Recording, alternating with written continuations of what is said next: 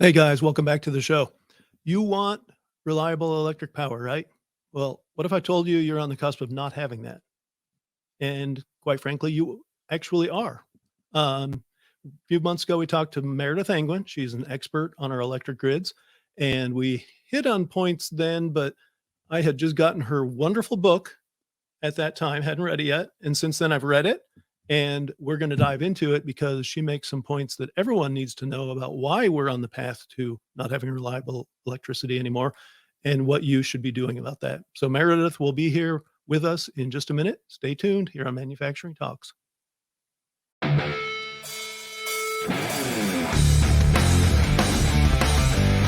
Welcome to Manufacturing Talks with Jim Vinosky. Industry has a million cool stories, and Jim talks to the movers and shakers who are making them happen. Let's dive in.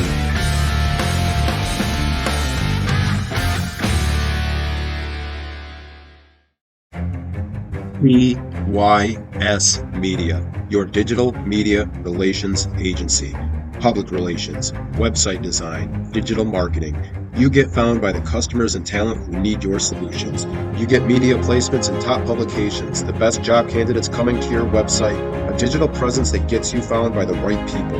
Call 616-298-8798 to get started today. Okay, welcome back to the show.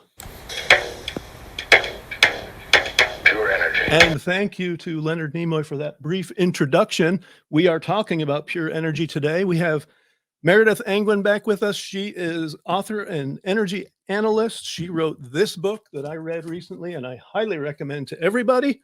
We'll be digging into that. She has chemistry as a background. She knows what she's talking about, people. And so we're going to bring her on. Meredith, welcome. I'm very happy to be back here. Thank you for inviting me. And we're very happy to have you.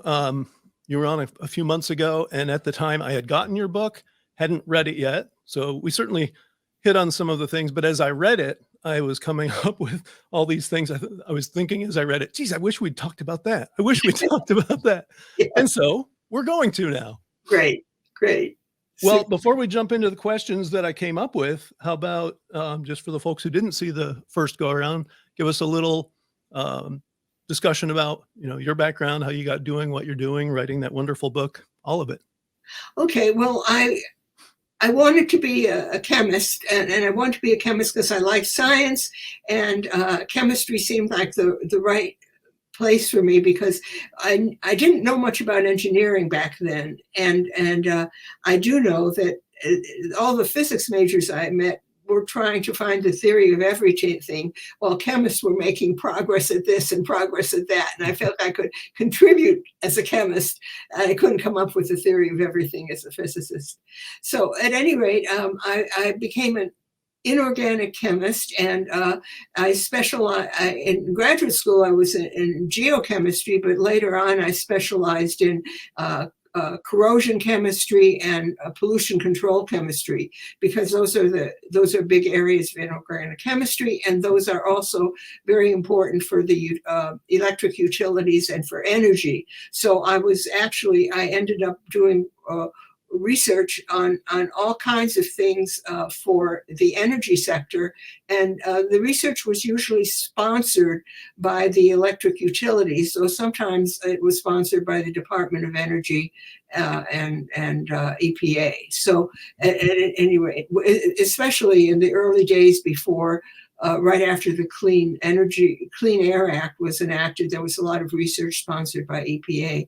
But later on, I worked for the Electric Power Research Institute, which is fully funded by electric utilities. And that was very good because I was responsible for doing things, setting up projects, and that the utilities were eager to fund. In other words, I had to know my audience for it. I had to know what their problems were and whether they would consider my approach reasonable or not. So that was really fun. Anyhow, later on, I owned a little consulting company in corrosion. And then when I semi-retired, I forgot to say that I had worked in all kinds of types of power plants, but I really liked nuclear. And when I retired, and I worked at nuclear for years, I became an advocate for keeping the Vermont Yankee power plant open in Vermont, where we moved to. We had been in California. We moved to Vermont because our kids were on the East Coast, and anyway, so that's where we are. And I began writing a blog about Vermont Yankee because the articles in the local newspapers were very much like, I don't know why that plant's still running. We're trying to shut it down, And I was like, well, look, there's another side to the story. So my blog was as accurate as I could be and so forth. And it also talked about Vermont Yankee on the grid, at which point somebody who I didn't know from Adam called me up and said, hey, Meredith, I noticed that you write about the grid. Have you ever thought of joining the consumer liaison group for our grid operator? And I said, really? Our grid operator has a consumer? They're not exactly publicizing it all over. Right. So at any rate, I did become one of the coordinating committee members for that group. And then I began to learn about the grid. And I became very unhappy with how it was going, because it was clear that reliability was not an important factor in how the rules were set up. And I figured there was no good going to come of this. But every time I tried to explain it, I ended up being very long-winded, because the rules are a thicket of rules. And if I begin trying to explain why this doesn't work or that doesn't work, people kind of glazed over. And I said, okay, I'm going to write a book about it. Maybe nobody will read the book, but when you get right down to it, it'll be there. It'll be how the rules are, how they evolved, and so forth, instead of me trying to tell somebody over a cocktail or something, or over coffee, this complicated story. Yep. So going back to your early point, no physicist has yet come up with that theory of everything. So it sounds like you made the right choice of going into chemistry. And yeah, so you just answered the very first question I had, which is why you wrote Shorting the Grid, the Hidden Fragility of Our Electric Grid, which again, I'm recommending to everyone who's watching this, everyone out there, you read it, because it's, you can see how thick it is. We're going to talk about some of the highlights, but there's a lot of detail in there. As Meredith said, we're not going to be able to hit everything today, but it's all important. But the thing that jumped out to me right away is very much, it's clear you're describing exactly what you just said about that thicket of regulations and incentives that drive the decision-making around how our grids are managed. And you're basically pointing out that whole management approach right now is broken. So if you can just pick out like the top 2 or 3 points that you would highlight on a relatively brief show like this, what would those be? Well, the first point is that there's no way to reward reliability, and some of the this is in the RTO areas, which are sometimes called the deregulated areas. RTO stands for Regional Transmission Organization, and it's beyond a transmission organization. It's basically a set of auctions, and generators bid into the auctions, and then they either get chosen or they don't get chosen.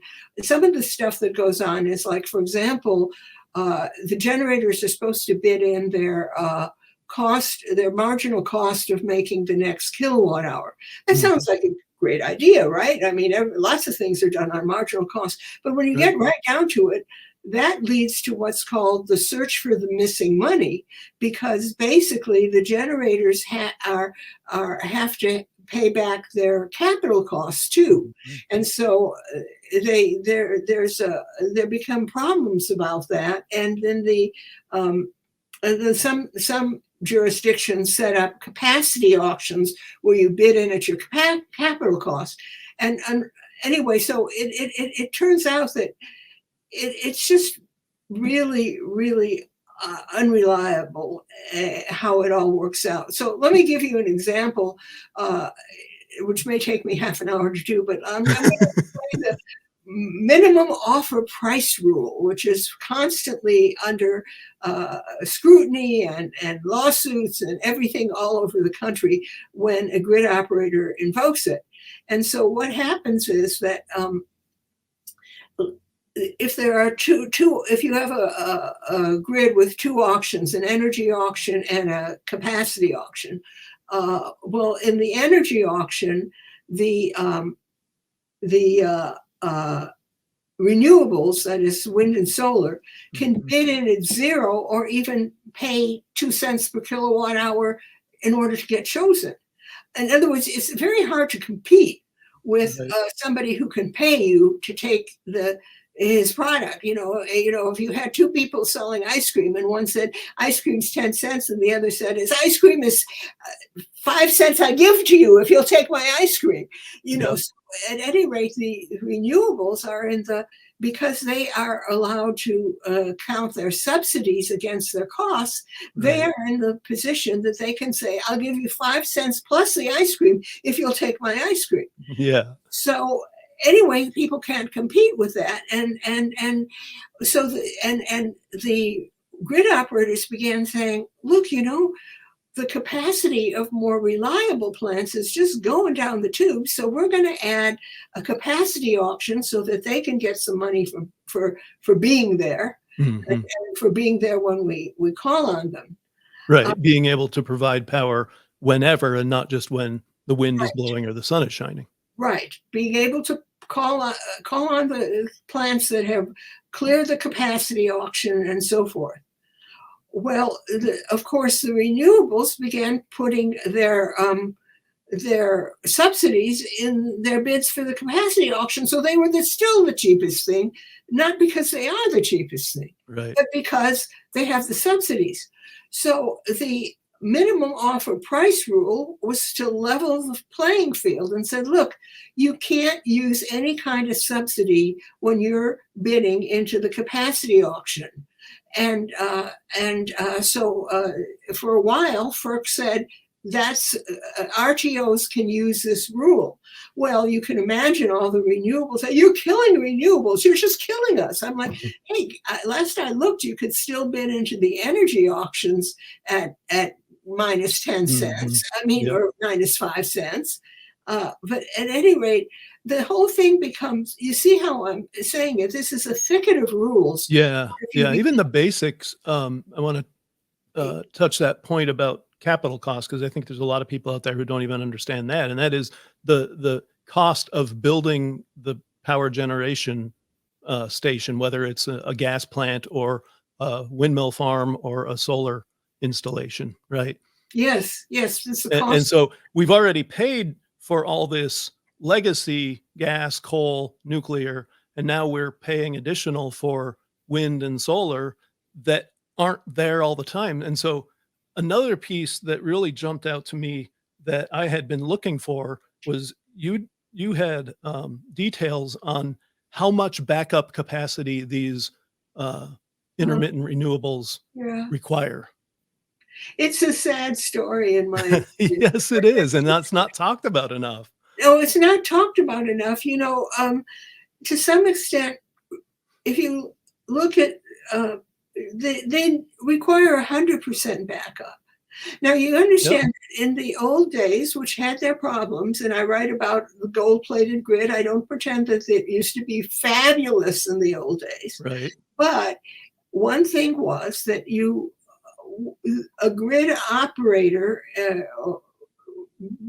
basically looked for having about 10 to 15% reserve on the grid. So, for example, if the grid usually used 5,000 megawatts at a time, it would have to have 5,500 megawatts available in capacity. So that if one plant went offline, they were still the backup, or if their estimate that our maximum is 5,000 is off, they know things pretty well, and it wouldn't be off by more than 10%, so there'd still be the backup. So it became very reliable.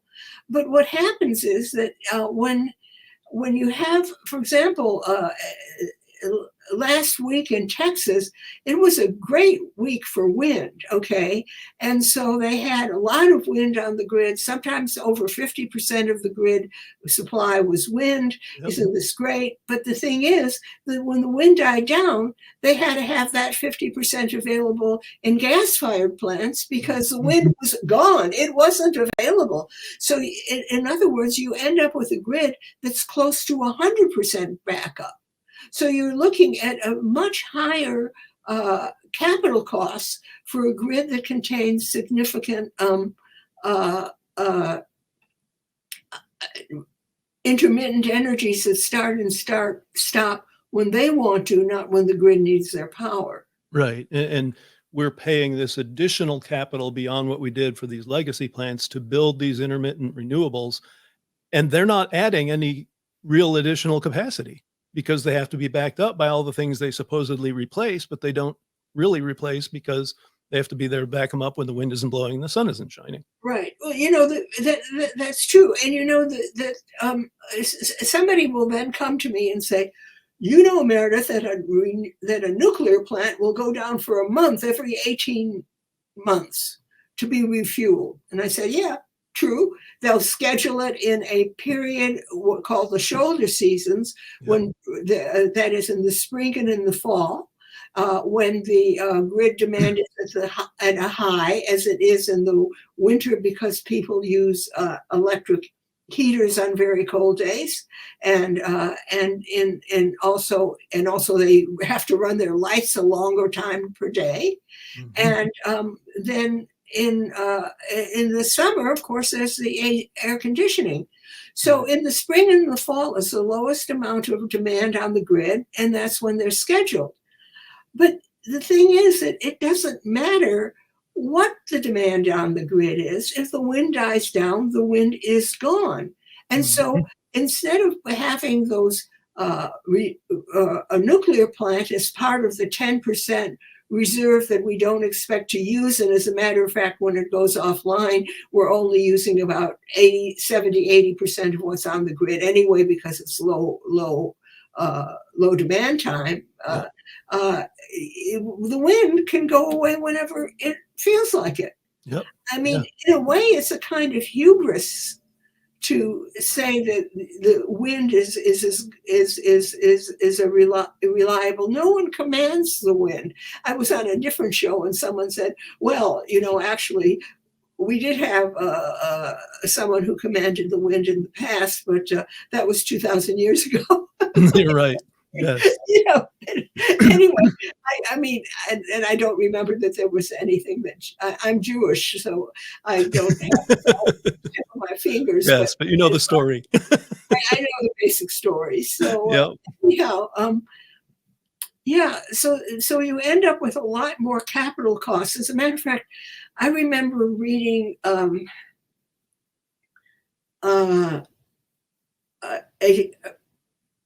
a paper published by Princeton in which they basically were saying that if you had 200% of renewables plus some batteries or something, you could do it. In other words, if you built a 200% plus grid, maybe you could do it more inexpensively, or not inexpensively, but you could have it reliable. Actually, that doesn't work. The thing is that there's winter, and winter often has, I mean, in German they have this word Dunkelflaute, but in Vermont we have that. I mean, sometimes we get cold, windless days. As a matter of fact, it's most cold when it's most windless. It's like a dome of cold that stays there, and the sky is usually clear, so we do have some solar, but for the number of hours we get solar in the winter and the angle Yeah. it comes in, it's not doing us a whole lot of good. Right. But anyway, yeah, you can't just double the number of wind turbines if they're all going to be still at the same time. Yep. You mentioned batteries, and I actually don't want to jump into that in any Good. depth because that's a whole other conversation. But I do want to point out that people talk about batteries, but they don't exist in any significant capacity at this point, or backup They don't. I mean, quantity.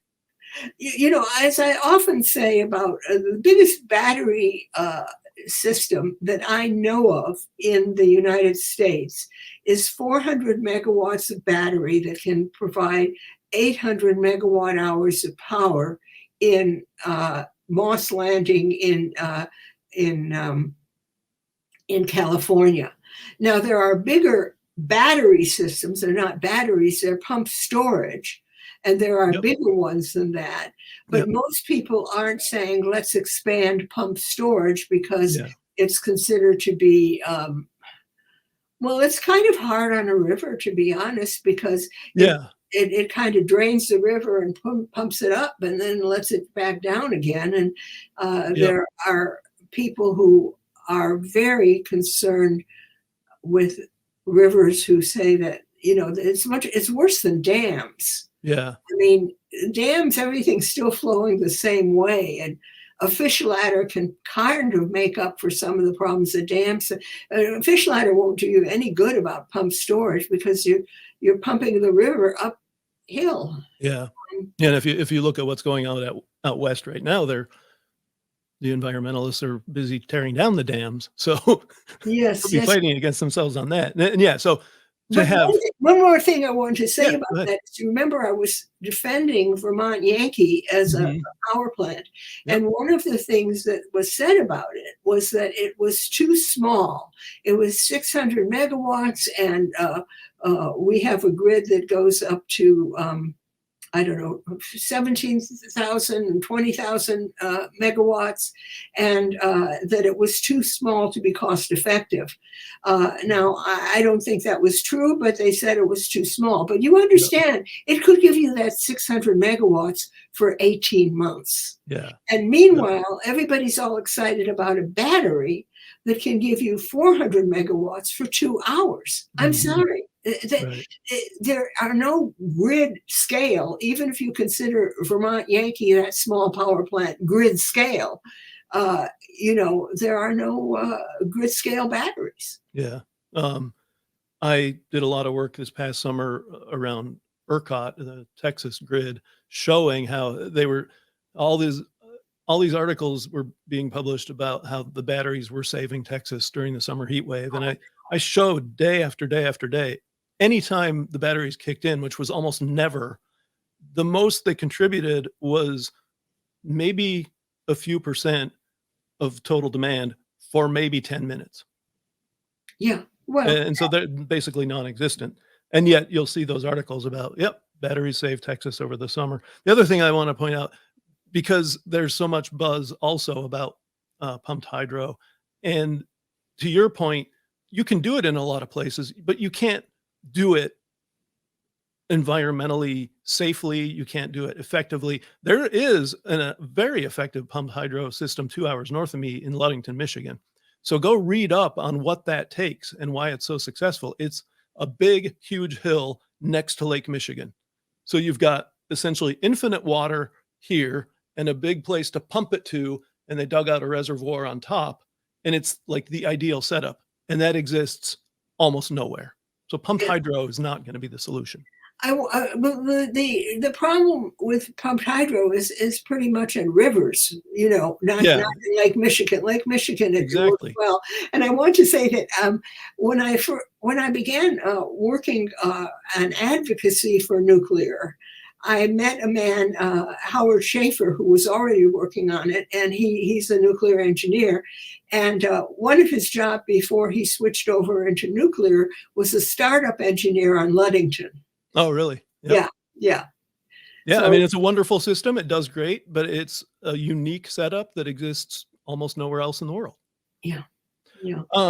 I did want to jump into something that was a surprise to me in the book, because as I've dug into this and really tried to understand some of these arguments, one position that I've routinely taken is in defense of gas plants, because people were saying, oh, gas failed in Texas a couple of years ago during the winter storm and blah, blah, blah. And I would point out that, compared to wind and solar, gas is extremely reliable. And then in your book, I start reading about how gas can actually be the Achilles heel Yes, of it the can. power system. And I wanted you to talk about that, because I was surprised, and it becomes now part of my toolkit around, I still say that gas can be something of a lifesaver, but not the panacea, because of what you pointed out. So would love it if you would dive into that.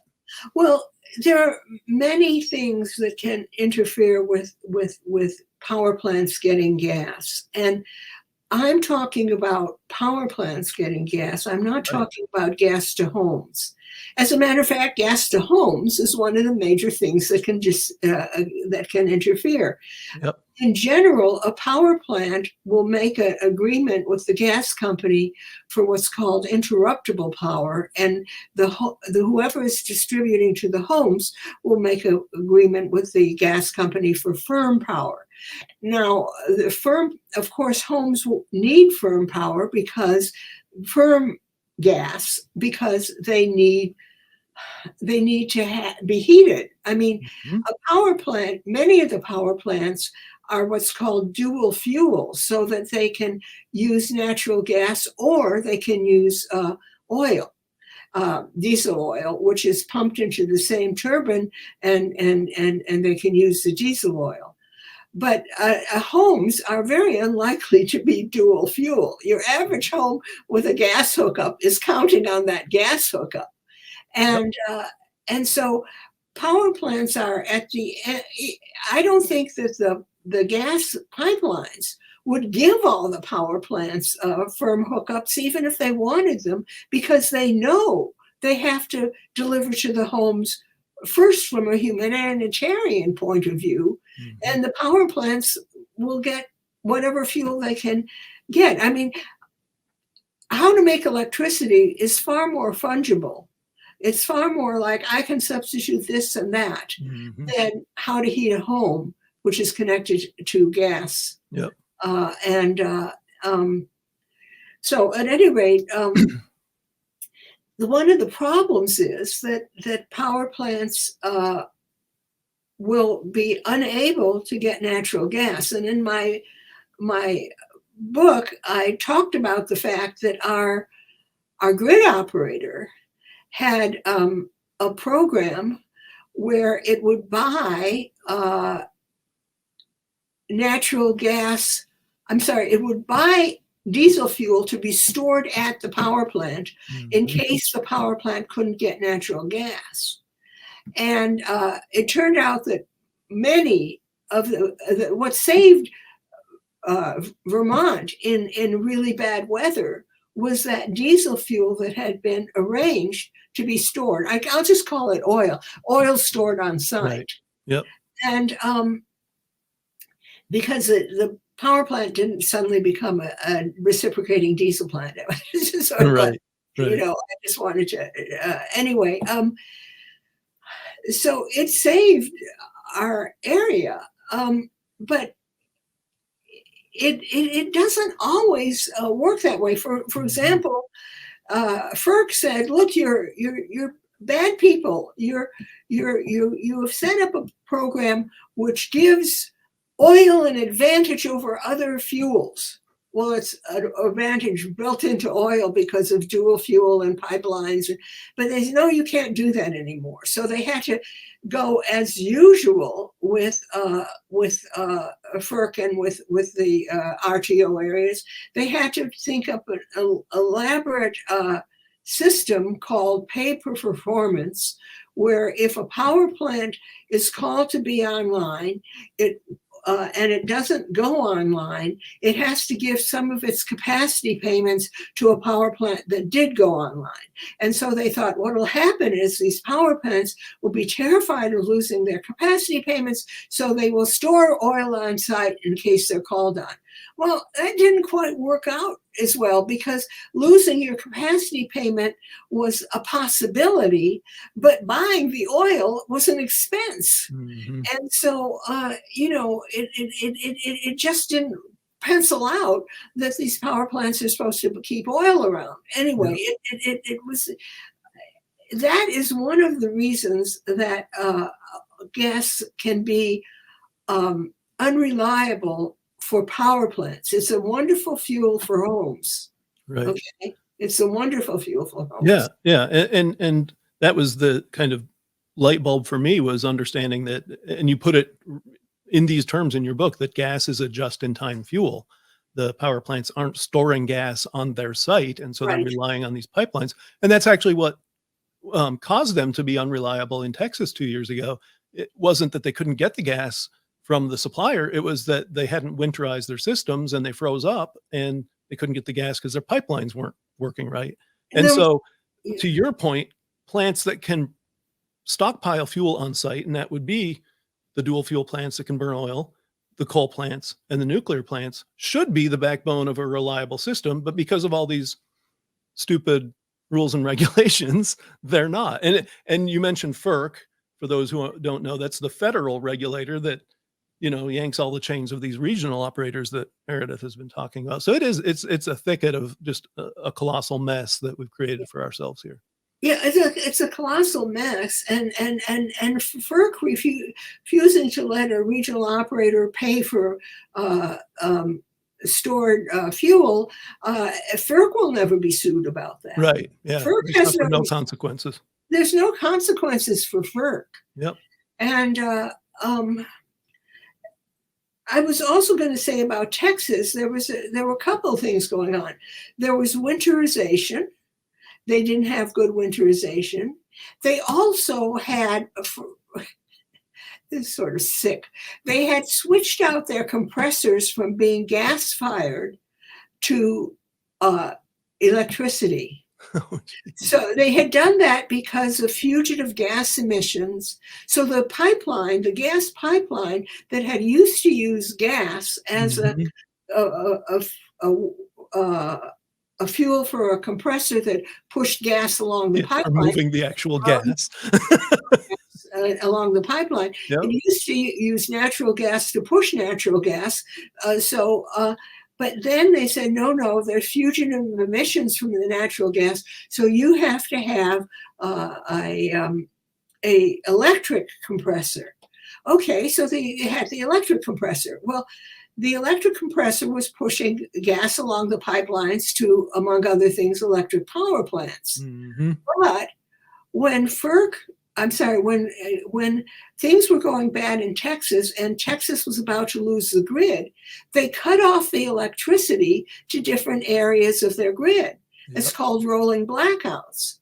Well, some of the areas had electric compressors. So then all of a sudden, a couple more gas-fired plants couldn't get gas to run because their compressors were down because they were rolling blackouts. So Yep.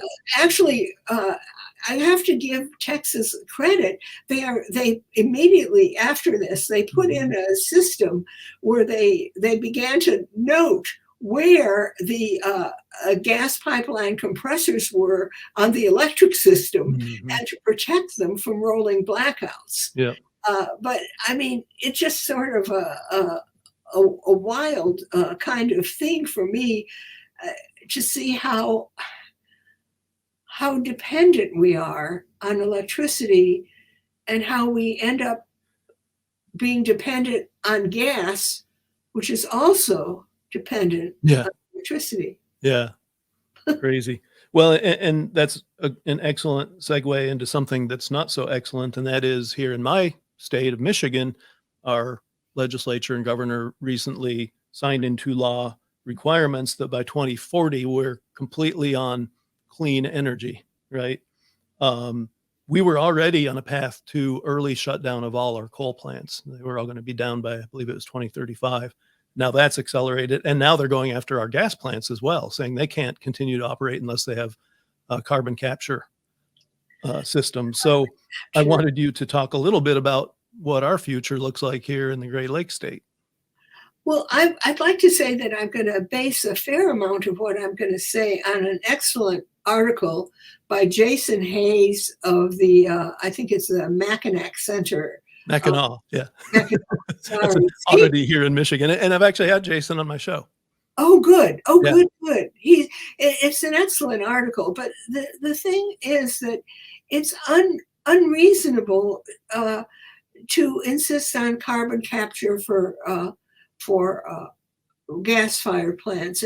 It's hard to do. It's expensive. It makes them non-competitive on a base. You already have this business of every plant being non-competitive with the plants that have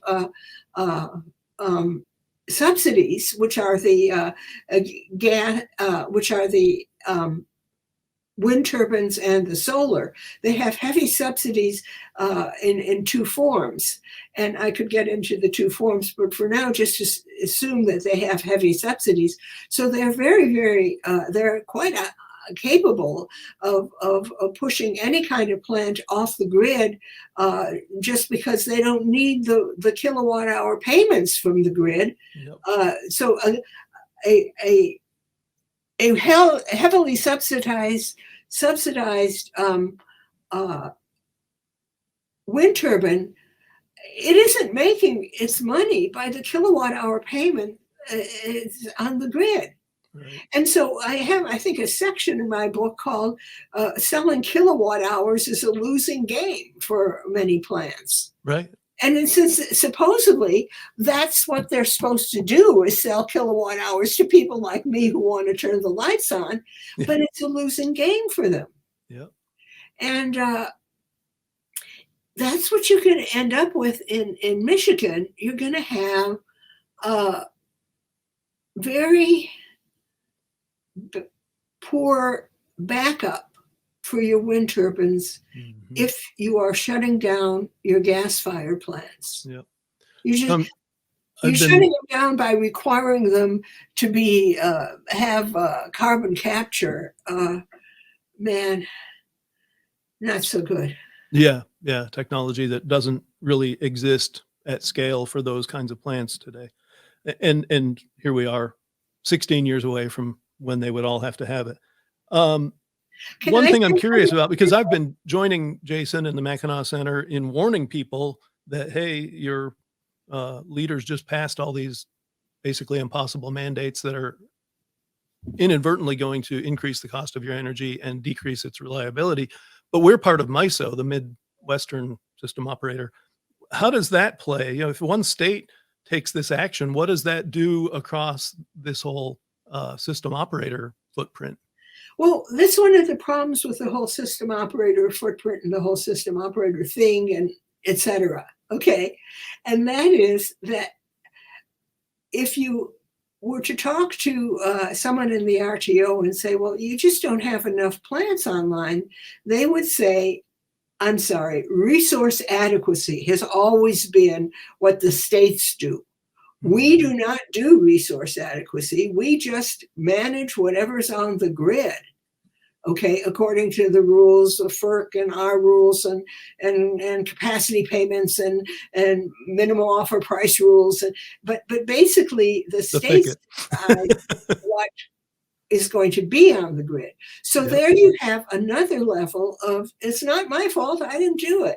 I mean, and in some ways, I feel that places like New York ISO and California ISO and ERCOT actually have a little, they aren't doing particularly well, but they at least have the idea that if ERCOT says we don't have enough online and you decide to sue somebody, you're suing the PUC in your own state, as opposed to this non-existent resource adequacy idea. Yep. Because they're in single state areas where MISO is multi-state and even into Canada. Yes. So MISO can't pressure state PUCs or public utilities commissions into resource adequacy. That's their business. Yep. And it's really unfortunate, though. I tend to think that none of these things are by chance. I mean, I'm here, I'm smart, I do a lot of research, I write books, I write some articles. But when you think about it, these guys in the States, they have campaigns to run. I mean, the politicians have campaigns to run and donors to attract. Mhm. And then the donors, who are undoubtedly companies that can supply energy. Some of them are companies that can supply energy. They have enough money to get all kinds of people doing analysis of, if this happens, then what happens to our Mhm. profit. I mean, they have to do that considering how complex the situation is. They'd be, what do you call it? They wouldn't be in due diligence for their shareholders if Yep. they didn't do that kind of analysis. So basically, when people say, I don't know how it got this way, I keep thinking, if I could follow the money, if I had the resources to truly follow the money, Yep. I think I could find out. But Yep. I don't personally have the resources. And so we look at people like Mackinac Center that may have more resources, certainly not as much as some of the people they're opposing, but at least more resources than individual analysts have. Right. Yep. I'm glad you gave them that plug. I will definitely include that in a link to their site in the notes for this show. Great. So yeah, tough times in Michigan. People really need to be paying attention to that here in my state, and really to all of this across the U.S. and beyond. I'm through with all my questions, and we're about out of time. Is there anything else people ought to know as we wrap up here, Meredith? Well, the one thing I feel is sort of a double-edged sword. It's good news, bad news. Is if something can't happen, it won't happen. Yeah. And so if you can't, if these laws have been passed, and supposedly Michigan is going to be 100% renewable with carbon capture going all over the place, and it can't happen, it won't happen. And the question really becomes, what happens instead? Yeah. Yep. If we're lucky, what happens is the power plants keep running with reliability must run contracts or permissions from the state PUCs that they don't have to do carbon capture or whatever. Right. And if that doesn't happen, and Doomberg says things like the road to poverty, energy poverty, is through chaos. Yeah, true. And unfortunately, we've got too much of it now, and hopefully that can't happen law will kick in before we hit true disaster. Yes. And in the meantime, everybody buy my book. Yes, definitely. Shorting the Grid, The Hidden Fragility of Our Electric Grid, a wonderful read. I mean, it's thick and it's daunting, but I'm here to tell you, this thing reads very easy. Even though it covers some very technical topics, Meredith does a wonderful job of putting into very digestible language and breaking it down into things anyone can understand. You don't have to have an engineering degree like I have. Anyone can understand what she's written here, and it is critical. So I can't recommend enough. You get the book, you read Meredith's wonderful work, and you educate yourself about this stuff and what we can do about it. And you do have, in the end, things people can do themselves. And I personally intend to jump in on doing those things myself. And I definitely recommend other folks learn that. So I will have a link to the place you can get the book in the notes as well. Meredith, thank you so much. Thank you. I appreciate coming on your show. I appreciate what you do. Thank you. I appreciate what you do as well. I should have mentioned there is also a wonderful article that I will also provide a link to. It's called Meet Meredith Angwin, the Grandmother Changing the Energy Industry. So Meredith got noticed by the Spectator. So people are paying attention, which is fabulous. And I will do my part to get the word out there. And yeah, everyone else, definitely read that article, read her book, get it out on your social media. This is important stuff. So yeah, thanks again, Meredith. It's been wonderful. Thank you. Thank you. And all of you, thank you as always for joining us. This is Manufacturing Talks. We are here every Tuesday. So, this has been one of the most important and most informative episodes that we've had. I can't promise they're all going to be that important or informative, but they're all going to be informative and important. So tune in next Tuesday. We'll be right back here. Thanks again. Thank you.